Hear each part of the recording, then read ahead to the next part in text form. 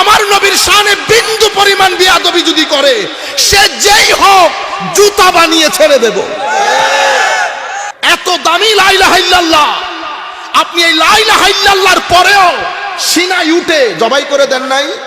এ যারা জবাই করে তাদেরকে ইয়েজিদি বলে। কি বলে? আমার সাথে আমাদের কোনো ভাইয়ের কোনো মার দাঙ্গা হাঙ্গামা আছে? কোনো কিছু নাই, আমার কোনো কিছুই নাই। শুধু এই যে আপনারা বলেন না সুন্নিরা সুন্নিরা সুন্নিরা এত করে, কিচ্ছুই করে না। আমাদের সাথে কারো কোনো ধরনের লেনদেনের সমস্যা নাই, শুধু একটা জায়গায় সমস্যা, শানে রিসালাতে বিন্দু পরিমাণ বেয়াদবি হলে আমাদের গায়ে আগুন ধরে যায়। আপনি দুনিয়া নিয়ে নেন, আমার 14 গোষ্ঠী নিয়ে নেন, কোনো অসুবিধা নাই। আমার নবীকে সাক্ষী করে বলছি, দুনিয়া এক জায়গায় আমার নবীর শানে বিন্দু পরিমাণ বেয়াদবি যদি করে, সে যেই হোক জুতা বানিয়ে ছেড়ে দেব। আরেকটা বিষয় মনে রাখবেন, আমরা অনেকেই বলি আমার ছেলে নামাজ পড়ে, আমার ছেলে নামাজ পড়ে। আমাদের মারাও চায়।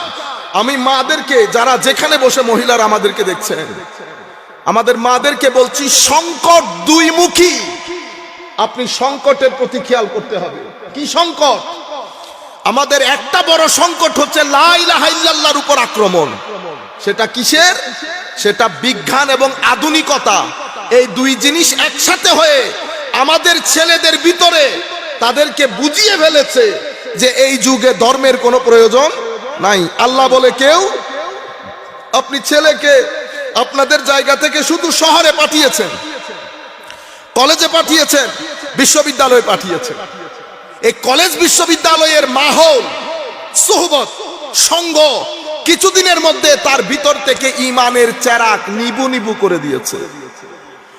সে আপনার বাসায় যখন আসে নামাজ দোয়া পড়ে, আপনি মনে করতেছেন তার বিশ্বাস পোক্ত, তার বিশ্বাস পোক্ত না।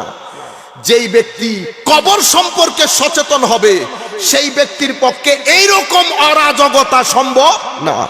এরকম মিথ্যা, এরকম জুলম, এরকম প্রতারণা, এইরকম এই আন্দাজের জিন্দেগি সম্ভব হবে না যেই ব্যক্তি কবরকে বিন্দু পরিমাণ ধারণ করে। আমরা দেখেন না, গতকালকে দেখলাম লম্বা দাড়ি, টুপি, পাঞ্জাবি। ভোক্তা অধিকারের লোক জিজ্ঞেস করতেছে, ভাই আপনি এ কি খাওয়াইলেন এতদিন পর্যন্ত আমাদের ভোক্তাদেরকে? ভোক্তা অধিকার কেন যেতে হবে?